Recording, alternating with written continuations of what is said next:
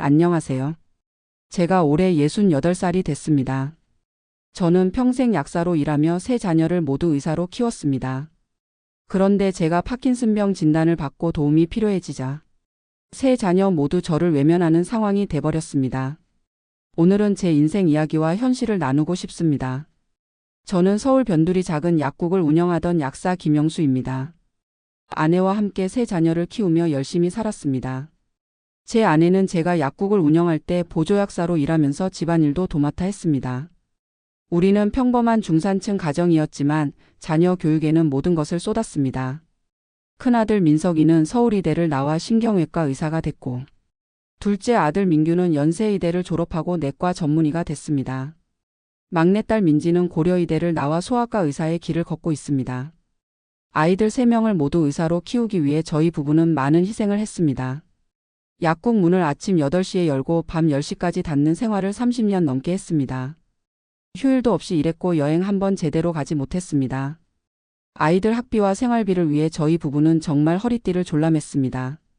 그래도 자식들이 의사가 되는 모습을 보며 모든 고생이 보람 있다고 생각했습니다.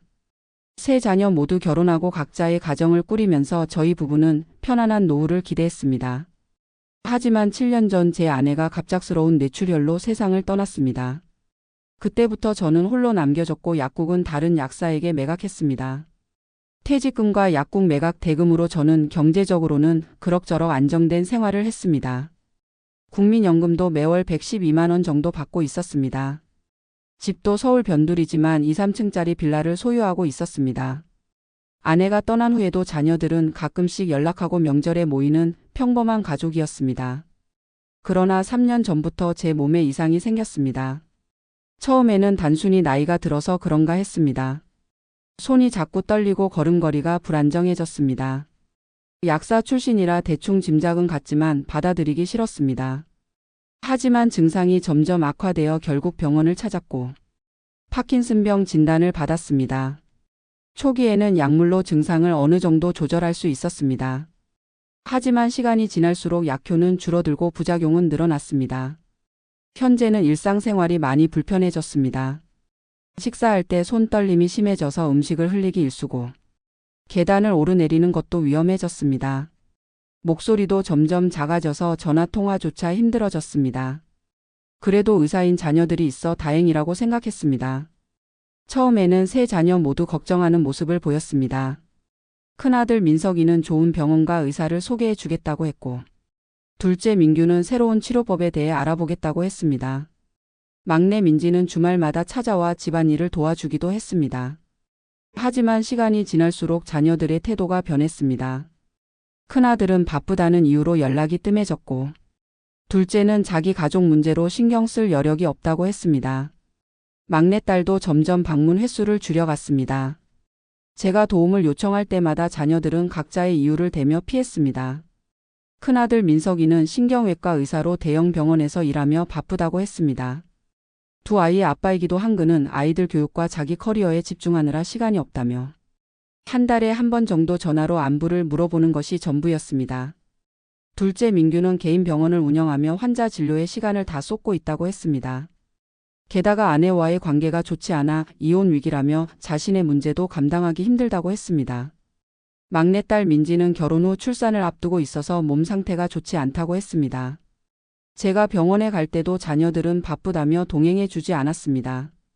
택시를 타고 혼자 병원에 가서 진료를 받고 약을 타오는 일이 반복됐습니다. 어느 날 아침 일어나려다 넘어져 허리를 다쳤습니다. 너무 아파서 겨우 핸드폰을 찾아 큰아들에게 전화했습니다. 하지만 수술 중이라 통화가 안 된다는 답변만 들었습니다. 둘째에게 연락했지만 외래 진료로 바쁘다며 요양보호사를 알아보라고 했습니다. 막내딸은 임신 중 출혈이 있어 안정을 취하고 있다고 했습니다. 결국 이웃의 도움으로 병원에 가서 치료를 받았습니다. 그 일 이후로 저는 자녀들에게 더 이상 기대하지 않기로 했습니다. 제가 평생 모든 것을 바쳐 키운 3명의 의사 자녀들은 정작 아버지가 아플 때 도움을 주지 않았습니다. 저는 요양보호사를 고용했습니다. 매일 3시간씩 와서 집안일을 도와주고 병원에도 동행해 줍니다. 한 달에 100만 원 가까이 지불하는 비용이지만 다른 방법이 없었습니다. 국민연금으로 받는 112만 원과 예금 이자로는 빠듯했지만 어쩔 수 없었습니다. 약국 매각 대금으로 마련한 저축도 의료비와 생활비로 점점 줄어갔습니다. 어느 날 저는 용기를 내어 세 자녀를 집으로 초대했습니다. 오랜만에 자녀들이 한자리에 모였습니다. 저는 그동안 마음에 담아두었던 말을 꺼냈습니다. 저는 그들에게 말했습니다. 내가 너희를 의사로 키운 것은 많은 돈을 벌거나 높은 사회적 지위를 갖게 하기 위함이 아니었다. 환자의 아픔을 이해하고 도움이 필요한 사람들을 돕는 의사가 되길 바랐다. 그런데 정작 너희 아버지가 아플 때는 모두 외면하는구나. 자녀들은 각자의 상황을 설명하며 변명했습니다. 큰아들은 병원에서의 책임이 막중하고 환자들이 기다리고 있다고 했습니다. 둘째는 개인 병원 운영과 가정 문제로 정신적 여유가 없다고 했습니다. 막내딸은 임신 중 건강이 좋지 않아 어쩔 수 없다고 했습니다. 저는 그들의 말을 들으며 깊은 실망감을 느꼈습니다. 그들은 모두 타인의 건강을 돌보는 의사였지만 정작 자신의 아버지에게는 의사로서의 책임감도 자식으로서의 도리도 다하지 않았습니다. 집에서 혼자 지내는 것이 점점 위험해지자 저는 실버타운으로 이주하기로 결정했습니다. 집을 팔고 입주 보증금을 마련했습니다. 자녀들은 처음에는 반대했지만 그들이 돌봐줄 의향이 없다면 다른 선택지가 없다고 말했습니다. 실버타운으로 이사한 후 저의 일상은 많이 달라졌습니다. 필요할 때 도움을 받을 수 있고 의료 서비스도 가까이에 있어 안심이 됐습니다. 같은 처지의 노인들과 교류하며 외로움도 덜했습니다. 하지만 자녀들이 찾아오는 횟수는 더욱 줄었습니다. 명절에도 간단한 선물만 보내고 직접 찾아오는 경우는 거의 없었습니다. 어느 날 실버타운에서 만난 한 노인분과 대화를 나누게 됐습니다. 그분은 전직 국어교사로 2명의 자녀를 키웠는데 한 명은 평범한 회사원이고 다른 한 명은 간호사였습니다. 그런데 그분의 자녀들은 일주일에 한 번씩 돌아가며 찾아와 말동무도 해주고 필요한 것은 없는지 살펴본다고 했습니다. 저는 그 말을 듣고 많은 생각이 들었습니다. 자녀의 직업이나 사회적 지위가 효도와는 상관없다는 것을 깨달았습니다. 어떤 교육을 받았느냐보다 어떤 가치관을 가지고 있느냐가 더 중요했습니다. 파킨슨병이 점점 진행되면서 몸 상태는 더 나빠졌습니다. 이제는 혼자서 산책하는 것도 어려워져서 휠체어를 사용하기 시작했습니다. 약물 부작용으로 환각 증상도 가끔 나타났습니다. 그런 상태에서도 자녀들은 여전히 바쁘다는 이유로 찾아오지 않았습니다. 어느 날 저는 갑자기 심한 구토와 어지럼증을 느꼈습니다. 실버타운 직원의 도움으로 응급실에 실려갔습니다. 검사 결과 약물 부작용으로 인한 증상이었고 약 조절이 필요하다는 진단을 받았습니다. 병원에서는 가족에게 연락했고 마침내 큰아들이 병원에 왔습니다. 하지만 그는 의사와 짧게 대화를 나눈 후 곧바로 자리를 떴습니다. 다음 날 둘째와 막내도 차례로 병문안을 왔지만 각각 30분도 채 머물지 않았습니다. 그들은 모두 자신의 일정이 있다며 서둘러 떠났습니다. 이번 기간 동안 저를 돌봐준 것은 실버타운 직원들과 제가 고용한 간병인 뿐이었습니다. 퇴원 후 저는 자녀들에게 편지를 썼습니다. 저의 실망감과 서운함을 솔직하게 표현했습니다. 그리고 더 이상 그들에게 기대하지 않겠다고 했습니다. 대신 제가 모아둔 재산을 사회에 기부하겠다는 뜻을 전했습니다. 편지를 보낸 후 자녀들의 반응은 달랐습니다. 큰아들은 화를 내며 부모 부양은 하지 않으면서 유산은 바라냐고 오히려 저를 비난했습니다. 둘째는 아버지의 마음을 이해한다며 미안하다고 했지만 실질적인 변화는 없었습니다. 막내딸만이 눈물을 흘리며 사과했고 이후 조금 더 자주 연락하고 찾아오기 시작했습니다. 하지만 그마저도 오래가지 않았습니다. 아이를 출산한 후에는 육아로 바쁘다며 다시 연락이 뜸해졌습니다. 저는 제 남은 인생을 정리하기로 했습니다. 변호사를 통해 유언장을 작성했고 재산의 대부분을 파킨슨병 환자를 위한 재단에 기부하기로 했습니다. 오랜 시간 약사로 일하며 환자들의 건강을 돌보았던 제 인생의 가치가 이런 방식으로라도 계속되기를 바랐습니다. 자녀들에게는 각각 소액의 유산만 남기기로 했습니다. 그들이 물질적인 것보다 더 중요한 가치를 깨닫기를 바라는 마음에서였습니다. 실버타운에서의 생활이 1년쯤 지났을 때 우연히 제 약국의 단골 고객이었던 분을 만났습니다. 그분은 제가 약사로 일할 때 자주 오셨던 분으로 당시 경제적으로 어려움을 겪고 있었습니다. 약값을 제때 내지 못할 때도 있었는데 저는 그분의 상황을 이해하고 약을 먼저 드리고 나중에 받곤 했습니다. 그 일을 기억하는 그분은 제게 깊은 감사의 마음을 전했습니다.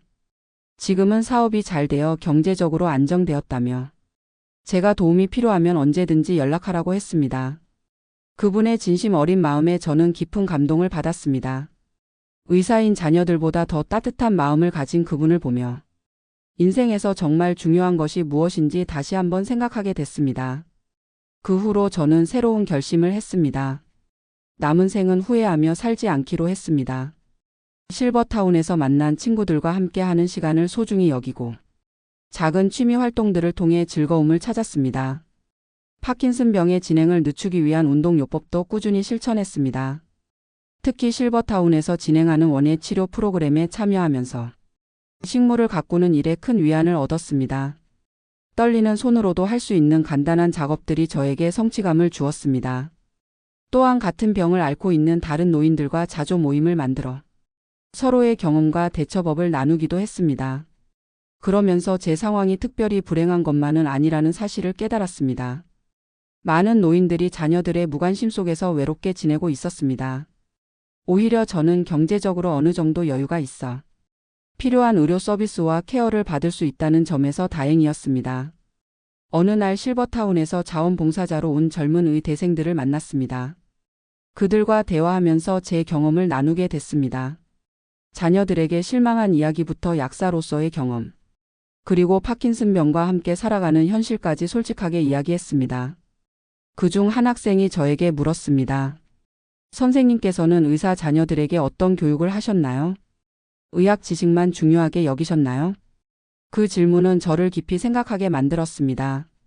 돌이켜보니 저는 자녀들이 좋은 성적을 받고 명문 의대에 진학하는 것에만 집중했습니다. 의사가 되는 과정에서 인성과 환자에 대한 공감 능력의 중요성을 충분히 강조하지 않았던 것 같았습니다. 어쩌면 그것이 지금의 결과로 이어진 것인지도 모르겠다는 생각이 들었습니다. 의대생들과의 만남 이후 저는 그들을 정기적으로 만나 제 경험을 나누는 시간을 가졌습니다. 그들에게 좋은 의사란 단순히 뛰어난 의학 지식을 가진 사람이 아니라 환자의 아픔에 공감하고 따뜻한 마음으로 돌볼 수 있는 사람이라고 말했습니다. 제 이야기가 미래 의사들에게 작은 영향이라도 줄 수 있기를 바랐습니다. 세월이 흐르면서 저의 파킨슨병 증상은 더욱 심해졌습니다. 이제는 거의 모든 일상생활에 도움이 필요한 상태가 됐습니다. 식사도 혼자 하기 어렵고 말하는 것도 점점 힘들어졌습니다. 실버타운의 간호 인력과 제가 고용한 요양보호사의 도움으로 생활하고 있지만 앞으로 더 많은 간병이 필요할 것으로 예상됩니다. 그런 상황에서도 자녀들의 태도는 크게 변하지 않았습니다. 명절이나 생일에 잠깐 찾아오는 것이 전부였습니다. 최근에는 제 건강 상태가 악화되어 병원 입원이 필요해졌을 때 자녀들은 바쁘다며 간병인을 고용하라고 했습니다. 의사인 그들이 직접 돌보지는 않더라도 좋은 의료진을 소개해 주거나 치료 방향에 대해 조언해 주기를 바랐지만 그마저도 기대하기 어려웠습니다. 지난주에는 큰아들이 해외 학회 참석차 출국한다며 몇 개월간 연락이 어려울 거라고 했습니다. 둘째는 개인 병원 확장 공사로 바쁘다고 했고 막내딸은 둘째 아이 출산을 앞두고 있어 신경 쓸 여력이 없다고 했습니다. 저는 이제 더 이상 그들에게 기대하지 않습니다. 오히려 제가 몸이 아프다는 사실이 그들에게 부담이 되는 것 같아 건강 상태에 대해 자세히 이야기하지도 않게 됐습니다. 대신 실버타운에서 만난 친구들과 서로 의지하며 지내고 있습니다. 같은 처지의 노인들끼리 모여 식사도 함께하고 서로의 건강을 챙겨주는 작은 공동체를 형성했습니다. 평생 약사로 일하며 쌓은 의약품 지식은 이런 상황에서 저와 주변 노인들에게 도움이 되고 있습니다. 약 복용 시간과 방법, 약의 부작용에 대해 조언해 주는 것이 제가 할 수 있는 작은 기여입니다. 제 인생을 되돌아보면 많은 후회가 있습니다. 자녀들에게 공부만 강조했던 것, 물질적인 지원에만 집중했던 것, 그들의 인성과 가치관 형성에 더 신경 쓰지 않은 것. 만약 시간을 되돌릴 수 있다면 저는 자녀들이 의사가 되는 것보다 따뜻한 마음을 가진 사람이 되는 것을 더 중요하게 여길 것입니다. 하지만 지나간 시간은 돌이킬 수 없고 지금 할 수 있는 일은 남은 생을 의미 있게 보내는 것뿐입니다. 요즘 저는 제 경험을 바탕으로 한 짧은 글들을 쓰고 있습니다. 떨리는 손으로 키보드를 두드리는 것은 쉽지 않지만 그래도 하고 싶은 이야기가 많습니다. 노인의 고독, 자녀와의 관계, 파킨슨병과 함께하는 삶에 대한 이야기들입니다. 언젠가 이 글들이 비슷한 상황에 처한 누군가에게 작은 위로가 되기를 바라는 마음으로 글을 씁니다. 제 자녀들이 언젠가 마음을 열고 찾아와 진심 어린 대화를 나눌 수 있기를 바라는 마음도 있습니다. 하지만 그것이 이루어지지 않더라도 저는 원망하지 않고 남은 생을 의미 있게 살아갈 것입니다. 파킨슨병은 제 몸을 점점 쇠약하게 만들고 있지만 제 영혼까지 약하게 만들지는 못할 것입니다. 저는 이 병과 함께 살아가는 법을 배우고 있습니다. 그리고 그 과정에서 진정한 인간관계의 가치와 삶의 의미에 대해 더 깊이 생각하게 됐습니다. 저의 이야기가 누군가에게 작은 교훈이 되기를 바랍니다. 부모님들께서는 자녀들이 어떤 직업을 갖느냐보다 어떤 사람이 되느냐에 더 관심을 두시기를 권합니다. 자녀들에게는 부모님이 건강할 때 더 많은 시간을 함께 보내고 소통하기를 권합니다. 왜냐하면 언젠가는 더 이상 함께할 수 없는 날이 올 테니까요. 파킨슨병과 같은 만성질환을 가진 분들께는 절대 혼자가 아니라는 것을 말씀드리고 싶습니다. 같은 아픔을 가진 사람들이 서로 의지하고 도움을 주고받을 수 있는 공동체를 찾아보세요. 마지막으로 모든 의료인들에게 환자를 단순한 질병이 아닌 한 사람으로 바라봐 주기를 부탁드립니다. 의학 지식도 중요하지만 환자의 마음을 이해하고 공감하는 능력이 진정한 치유의 시작입니다. 저는 이제 68살 노인으로 남은 생이 얼마나 될지 모릅니다. 하지만 저는 제 자녀들이 저에게 해준 것처럼 다른 이들을 대하지 않으려 합니다. 오히려 제가 받지 못한 따뜻함과 관심을 제 주변의 사람들에게 나누려고 합니다. 그것이 제가 이 세상에 남길 수 있는 작은 유산이라고 생각합니다. 감사합니다.